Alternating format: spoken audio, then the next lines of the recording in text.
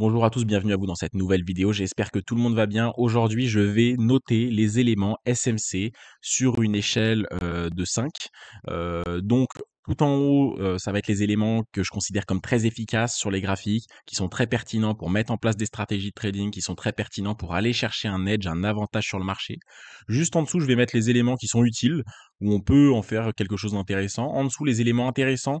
Alors, quand je dis éléments intéressants, c'est que c'est pas forcément des choses que j'ai exploitées, mais il y a quelque chose à chercher, il y a quelque chose à aller trouver avec ces éléments-là, hein. On peut en faire quelque chose de plutôt cool, mais ça veut pas dire que je les trouve incroyables ou extraordinaires.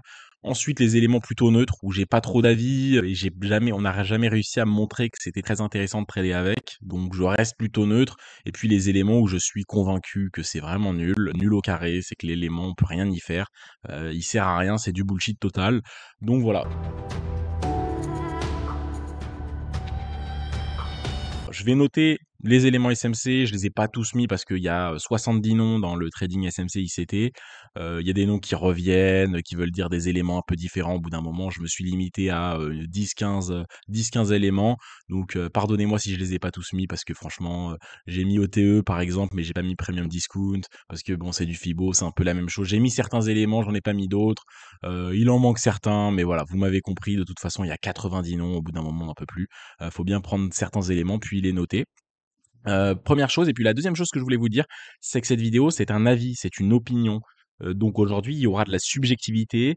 C'est pas parce que j'aime pas un élément que personne ne gagne d'argent avec. Ne me dites pas dans les commentaires, moi je trade, avec cet élément et pourtant j'arrive très bien à gagner de l'argent avec et j'ai une stratégie qui est rentable. J'arrive à battre le marché, chaque semaine, chaque mois, de façon régulière. Bah, très bien pour vous, je suis très content pour vous et bien évidemment que c'est pas parce que j'aime pas un élément que personne n'arrive à l'utiliser. Il y a des éléments que j'aime pas ou j'ai pas compris le sens ou pour moi, ils sont pas forcément très utiles, mais il y a potentiellement des gens qui l'ont backtesté, qui l'ont tradé, et qui ont fait des choses très intéressantes avec.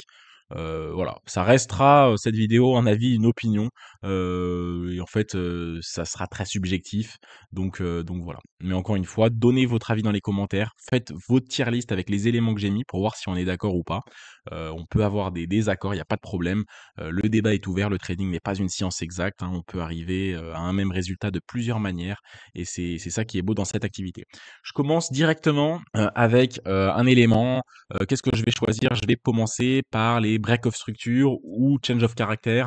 Alors break of structure pour la continuation de tendance et change of character, pour les changements de tendance. Alors ça, bah, en fait, c'est de la théorie de dos. Donc forcément, si vous me connaissez, que vous êtes abonné à la chaîne, d'ailleurs si vous ne l'êtes pas, abonnez-vous à la chaîne, c'est très important, on sort beaucoup de vidéos pour justement vous faire step up dans votre trading. C'est notre priorité, c'est de vous faire avancer. Donc si vous nous suivez, vous savez, la théorie de dos, pour moi, c'est la base du trading. L'analyse des sommets, des creux, des mouvements, des impulsions, des corrections, c'est la base du trading. Et les break of structure ou change of character permettent de matérialiser d'une manière différente de la théorie de dos les mouvements du marché, que ce soit des mouvements haussiers, des mouvements baissiers, donc des mouvements directionnels ou bien des mouvements neutres. Donc les break of structure, change of character, c'est une autre manière de parler de structure du marché, c'est une manière alternative à la théorie de dos. Donc je trouve ça forcément très intéressant, très utile, même si ça a toujours existé, c'est matérialisé par des noms différents dorénavant. Avant on parlait de théorie de dos, maintenant on en parle un petit peu moins, on parle de break of structure, de change of character, donc je vais le mettre dans très efficace, parce que pour moi, analyser la structure du marché, analyser les sommets et les creux, c'est la base, la base, la base, la base de l'analyse technique. Donc ça, pour moi, c'est forcément très efficace. Deuxième élément, la fractalité. Alors les traders SMC parlent beaucoup de fractalité, enfin c'est un nom qui est souvent employé. Bien évidemment, c'est pas eux qui l'ont inventé, ça existait bien avant, c'est juste une analyse sur plusieurs unités de temps. Donc si j'en prends ce concept-là, je suis obligé de le mettre dans très efficace aussi, parce que, peu de traders arrivent à avoir un avantage sur le marché en n'ayant, qu'une seule unité de temps. Donc la fractalité, c'est la base de toute analyse technique et je vais le mettre très haut et je me sens obligé de le mettre franchement très haut, hein. Je le dis, c'est vraiment très, très, très intéressant. Ensuite, troisième élément, les equal high et les equal low. Heu, alors là, je vais le mettre, dans plutôt neutre, hein. OK, en fait, il y a des niveaux où le marché, va au même endroit. De là à dire que, c'est une zone de liquidité, ultra primordiale parce que le marché, s'est arrêté au même endroit, bah, en fait, ouais, c'est un niveau clé, quoi. Donc, est-ce que le marché a besoin d'aller chercher ce niveau clé pour faire bouger le marché dans l'autre sens? J'en suis pas persuadé. Je pense pas non plus que c'est nul parce que j'ai vu pas mal de traders qui font des belles choses avec ces zones de liquidité-là, notamment les equal high et les equal low. Moi, j'ai du mal à l'implémenter dans mon trading. Peut-être que j'y arriverai, peut-être qu'un jour je me lancerai ce défi-là de modifier ma stratégie pour montrer que tout est possible, même les choses auxquelles on ne croit pas. Actuellement, c'est pas le cas. Donc voilà, je le mets plutôt dans neutre, parce que pour moi, il y a quand même pas mal de bullshit autour des notions de liquidité. Ensuite, je vais prendre, les fair value gap et les imbalances. Alors ça, je trouve que c'est un des concepts techniques les plus intéressants du SMC. Le plus intéressant, parce que break of structure, change of character, fractalité, pour moi, c'est pas eux qui l'ont inventé. En fait, ils ont juste changé les noms. Donc, je vais pas l'attribuer à eux, mais dans les éléments que je ne connaissais pas avant que cette école de trading, cette école d'analyse apparaisse, bah, pour moi, c'est l'élément qu'ils ont que les traders SMC, que ICT, hein, le trader, ICT, le trader américain a popularisé, et tous ses élèves et tous les bots, qui ont apparu après ont permis également de populariser ça. Pour moi, c'est cet élément vraiment qui tire son épingle du jeu dans l'analyse, SMC, je le mets dans très efficace, j'aime beaucoup, je trouve que, on peut lui donner beaucoup de sens sur les marchés. Donc pour moi, c'est l'un des éléments que je trouve sincèrement les plus intéressants, qui est plutôt novateur grâce à et qui a été popularisé grâce à cette école-là. Ensuite, les breaker blocks, OK, les breaker blocks, je les mets dans intéressant. Je pense que ça se travaille. On peut notamment dans des setups, on peut faire des beaux setups sur nos plus petites unités de temps, hein. Donc un trader qui trade sur 3 unités de temps, sur sa plus petite unité de temps, il peut aller chercher des breakers comme zone d'entrée, sur des marchés. En fait, ça peut servir d'entrer en position, de setup. Je trouve ça intéressant. Il y a quelque chose à en tirer, selon moi, même si, en fait, ça reste, si on le comprend bien, j'en ai parlé dans les vidéos précédentes, je vais pas revenir dessus, sur les graphiques, à expliquer ça, chaque notion, vous vous doutez bien. Mais voilà, j'ai déjà expliqué qu'en fait, c'est assez bateau, assez classique, mais pour moi, ça reste intéressant. Donc voilà, je le mets là-dedans. Ensuite, les kill zones, je vais les mettre en fait, ça dépend vachement. Les kill zones, c'est intéressant. Enfin, les kill zones, c'est intéressant si vous tradez en M5, en M1, en M15. Au-dessus du M15, ça devient inutile quoi, d'afficher les kill zones. En H1, en H4, on s'en fiche des kill zones. Un swing trader ou day trader qui trade sur du H1, grosso modo, il s'en fiche un peu des kill zones quoi. Donc c'est pour tous les traders intraday ou les scalpers qui sont sur des unités de temps grosso modo assez faibles, en dessous du M15. Au-dessus du M15, on s'en fiche, quoi. Donc pour tous les traders en dessous du M15 ont un intérêt justement à regarder ces kill zones. Donc je vais les mettre dans intéressant parce qu'en fait, il y a plein de traders qui en ont pas besoin et on nous a fait un peu croire que en dehors de ces prendre une position en dehors des kill zones, ça servait à rien. Mais en fait, ça dépend, quoi. Ça dépend de ton style de trading. Évidemment qu'il y a plus de liquidité dans certaines plages horaires de la journée. Évidemment, quand toutes les places boursières se rejoignent sur une plage horaire, bah, il y aura beaucoup plus de liquidité, mais ça c'est évident. On n'a pas attendu ICT pour nous le dire. Mais en tout cas, c'est vrai que, c'est bien d'appuyer là-dessus et de se dire que, bah, il faut quand on scalpe ou quand on day trade sur des unités de temps comme le M5, le M3, bah, il faut prendre ses positions là où il y a de la liquidité et il faut chercher cette liquidité pour prendre ses positions. Donc voilà, je le mets dans intéressant, je balance un peu comme ça, quoi. Ensuite, bah, Asian Session, ça revient un peu au même, donc je vais le mettre dans intéressant aussi. On peut faire pas mal de stratégies. Quoique je pourrais le mettre un peu dans utile, parce que les kill zones, pas exactement la même chose. L'Asian Session, c'est vrai que je le mettrais dans utile parce qu'on peut mettre en place des stratégies assez intéressantes avec. C'est des moments de faible volatilité, notamment sur des paires comme l'euro-dollar ou autre. Et donc, tous les breakouts, les fake breakouts, il y a quand même des choses à mettre en place qui sont pas mal. Heu, Même si c'est vrai que ça se rejoint aux sessions, de trading. Enfin bon, l'Asian Session, c'est vraiment basé sur, la session asiatique, donc sur le plus haut et le plus bas de cette session-là, sur un range. Et en fait, quand on fait, du trading, on peut mettre en place plein de stratégies de sortie de range ou de réintégration de range ou de continuation de range. Et l'Asian Session, c'est un range que tout le monde peut voir et qui est périodique. Chaque jour, il y aura un range de la session asiatique. Alors que les ranges du marché en H1 ou en H4, ils apparaissent ou disparaissent en fonction des mouvements. Une session haussière, enfin une tendance haussière peut se terminer par un range ou pas. Un range peut apparaître ou pas à certains endroits ou pas. Il peut ne pas y en avoir pendant très longtemps. On peut avoir une tendance directionnelle qui va donner une autre tendance directionnelle dans l'autre sens. Et on n'a pas de range pendant longtemps. Le marché ne trouve pas d'équilibre, de consensus. Euh, Alors que avec l'Asian Range, en fait, l'Asian Session, on a un range périodique. Et donc, on peut en tirer pas mal de choses de ça. Donc, l'Asian Session, Asian Session, bon, la session asiatique, vous m'avez compris, je le mets dans utile. Euh, Ensuite, les OTE. Alors, l'OTE, Optimize Trade Entry, Optimize Trade Entry, excusez-moi. Ça, je le mets dans neutre. En fait, ça dépend. C'est du Fibo, donc forcément que le Fibo, c'est bien. Voilà, quand on trade une tendance, on va trader une fin de correction, une début d'impulsion, par exemple. Voir à quel point le marché a corrigé, ça se fait notamment grâce à Fibonacci. Donc, il y a plein de traders de tendance qui ont besoin de Fibo, et je trouve que Fibo est un élément très intéressant. Maintenant, si je prends et que je joue un peu sur les mots et que je prends vraiment ce qu'est l'OTE, c'est des niveaux très précis, et en dehors de ces niveaux-là, ça perd un peu de sens. En fait, c'est le problème de Fibo. C'est que Fibo en soi, c'est intéressant.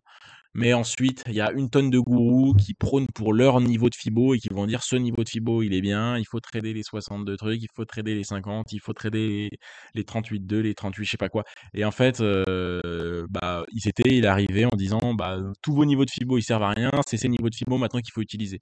Et puis dans 5 ans, on aura un nouveau mec qui dira maintenant, c'est ces niveaux-là qu'il faut utiliser, quoi. Donc en fait, les niveaux de Fibo, c'est là où il y a le plus de gourous, quoi. Et ça, c'est un petit peu chiant à long terme. Euh, donc voilà, donc je vais le mettre dans neutre. Je note pas Fibo. Fibo, je l'aurais mis bien plus haut. Je note vraiment les niveaux de Fibo selon ICT. Il y a un peu cette fermeture-là d'esprit. En fait, ce qui est intéressant, c'est de voir que le marché a corrigé. Ensuite, tu te fixes dans ton trading et tu te dis, moi, je veux prendre que les grosses corrections. Donc, je veux que le marché corrige de plus de 70%, de plus de 60% son impulsion à chaque fois. Ou alors, moi, je veux un marché très sec.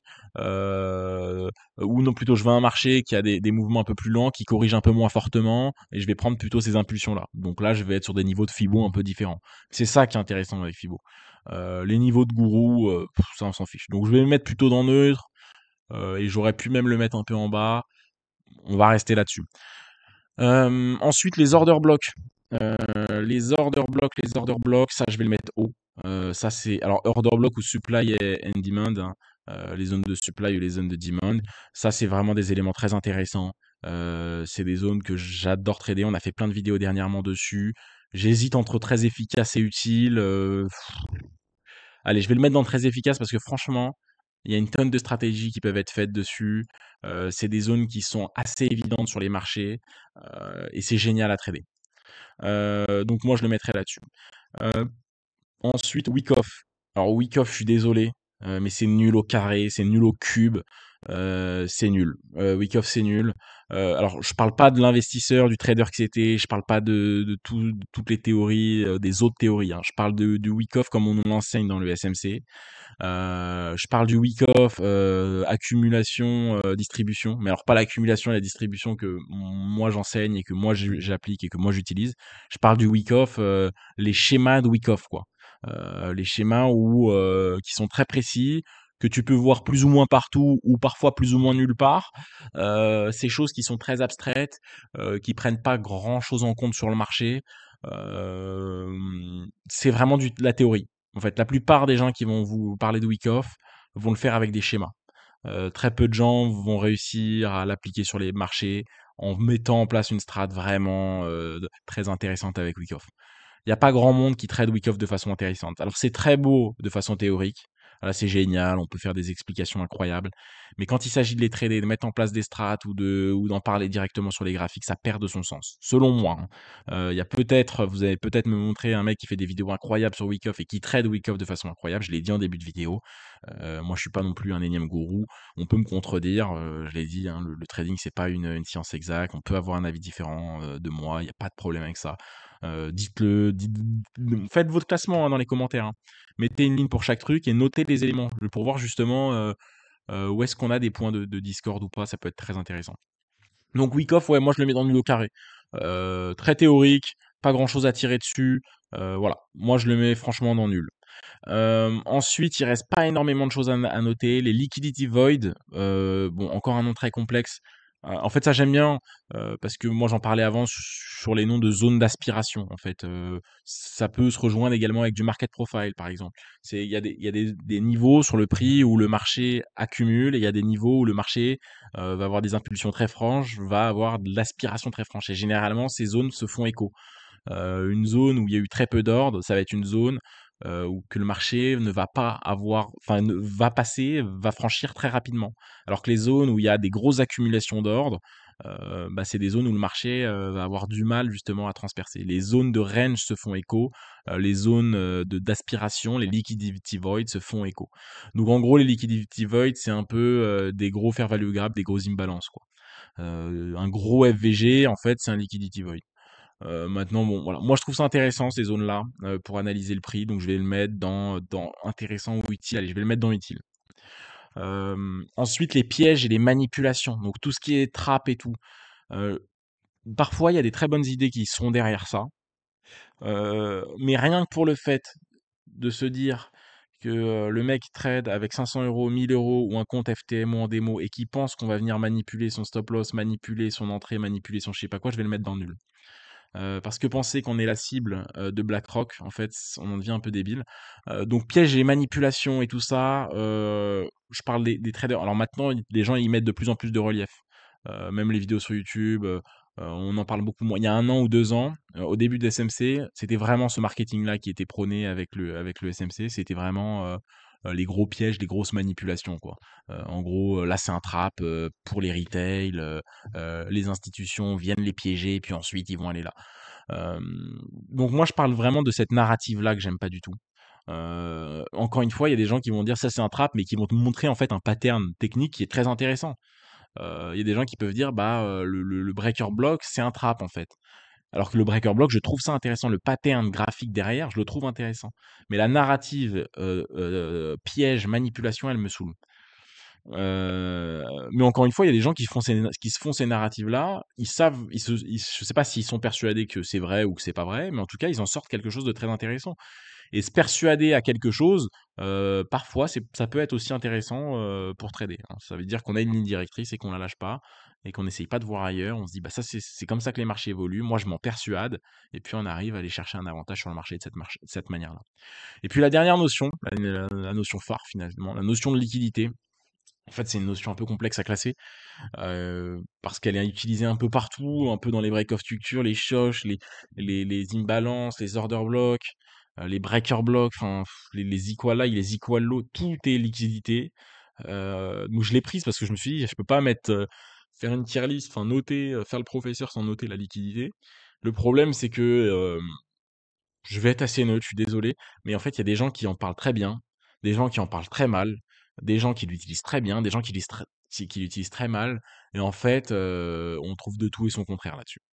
Donc je me suis mouillé sur pas mal d'éléments au préalable. La liquidité, je trouve que ça dépend vachement de la personne qui va l'utiliser derrière, qui va la trader derrière. On peut en faire quelque chose d'intéressant comme pas fou. Moi, vous savez, mon avis de base sur la liquidité, j'avais déjà fait une vidéo sur mon avis sur le SMC, et j'avais parlé de la liquidité et pourquoi je ne croyais pas en ça. Maintenant, il y a plein de gens qui gagnent de l'argent avec, qui traitent de façon fantastique avec, et il y a des gens qui en parlent très bien et quand parfois je regarde du contenu dessus, je trouve ça très intéressant. Donc je vais le mettre dans intéressant. Voilà. J'espère que vous avez apprécié cette vidéo. J'ai classé toutes les notions SMC. Encore une fois, hein, c'est un avis, une opinion. Peut-être même que mon avis changera avec le temps. Peut-être qu'un jour je me dirai: «Bah, ça, c'est pas si utile que ça, ça l'est beaucoup plus». Enfin, c'est pas une vidéo factuelle, hein, c'est pas écrit dans le marbre, hein. C'est un peu comme les opinions politiques ou autres. Bon, généralement, ça reste assez figé au cours de la vie, mais parfois ça peut changer. Il y a plein de choses qui peuvent changer. Un jour, on aime le vert, le lendemain, on aime le bleu. Voilà, c'était une vidéo un petit peu, divertissante. Mais néanmoins, ça peut vous aider à la à vous pencher, à vous mouiller de vous, de votre côté, de le faire. Et puis vous pouvez vous dire que si vous aimez, excusez-moi, certains éléments en haut, ça peut être intéressant de les prendre et puis de vous dire, «Qu'est-ce que je pourrais faire dans mon trading avec ça?» vu qu'au final, je me suis prouvé à moi-même que c'est ce qui me parlait le plus. Heu, donc faites cet exercice-là de votre côté et puis réunissez pour vous, en fait, les éléments qui font sens et ceux qui font un peu moins sens. Si vous tradez ou vous essayez à trader, à mettre en place des strats avec des éléments qui font pas sens, peut-être que vous jouez un peu contre vous, quoi. Et inversement, s'il y a des éléments qui vous font sens depuis pas mal de temps et que vous avez jamais essayé, bah, pourquoi pas en faire quelque chose? Voilà, j'espère que vous avez aimé cette vidéo. N'hésitez pas à la liker, à mettre un commentaire. Ça permet de référencer la chaîne. Donc, si vous aimez notre contenu, rien que le fait de mettre un com, de s'abonner et de liker la vidéo, ça prend 5 secondes. Ça permet juste de mettre en avant notre contenu. Et si notre contenu bah, vous a permis d'être un peu meilleur, bah, ça aidera sûrement d'autres gens. Donc voilà. Merci à tous. Bonne soirée, bonne journée, peu importe. Et on se dit à la prochaine.